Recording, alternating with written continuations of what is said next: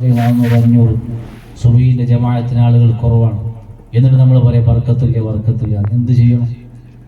നമ്മൾ ഇതൊക്കെ ചെയ്യാതെ ബർക്കത്തില്ല എന്ന് പറഞ്ഞാൽ അല്ലാഹുവിന്റെ റസൂൽ സ്വല്ലല്ലാഹു അലൈഹി വസല്ലം തങ്ങൾ പറയും, അല്ലാഹുമ്മ ബാരിക് ലി ഉമ്മത്തി ഫീ ബുകൂരിഹാ, എൻ്റെ ഉമ്മത്തിന് അവരുടെ പ്രഭാത സമയങ്ങളിൽ നീ ബർക്കത്ത് കൊടുക്കണേ എന്ന് അല്ലാഹു റസൂലിന്റെ ദുആ ഉണ്ട്. അതിനേക്കാളും വലിയ ദുആ ഒന്നും ഇപ്പൊ നമുക്ക് ആർക്കും ദ്വാരക്കാൻ കഴിയില്ല. പ്രഭാതം നേരത്തെ എഴുന്നേറ്റ് സുബഹിന്റെ മുമ്പ് തന്നെ എഴുന്നേറ്റുകൊണ്ട് തഹജ്ജുദ് നിസ്കരിച്ച്, സുബഹിന്റെ മുമ്പുള്ള 2 റക്അത്ത് സുന്നത്ത് നിസ്കരിച്ച്, സുബഹിന്റെ ജമാഅത്തിൽ കൂടി ഒരൽപ്പം ഖുർആൻ ഓതി നമ്മുടെ പ്രഭാതത്തിനെ നമ്മൾ നന്നാക്കിയിരുന്നുവെങ്കിൽ നമുക്ക് നഷ്ടപ്പെട്ട ബർക്കത്തുകളൊക്കെ തിരിച്ചു കിട്ടും. ഒരു സംശയവുമില്ല. നമ്മുടെ വീടുകൾ അങ്ങനെയാവണം. ദിക്റുകളൊക്കെ ചൊല്ലണം.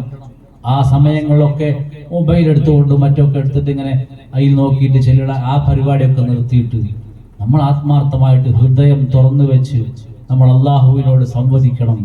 അള്ളാഹുവിനോട് നമ്മൾ സംസാരിക്കണം. മുനാജാത്താണ്. നമ്മുടെ നിസ്കാരങ്ങളൊക്കെ മുനാജാത്താണ്. ദുആകളൊക്കെ നിങ്ങൾ ആലോചിച്ച് നോക്ക്.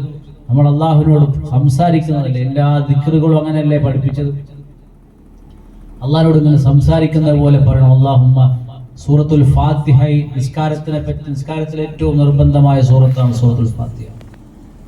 നമ്മൾ നിസ്കാരത്തിലേക്കൊക്കെ എത്താൻ നിസ്കാരത്തിൽ ഇതിന്റെ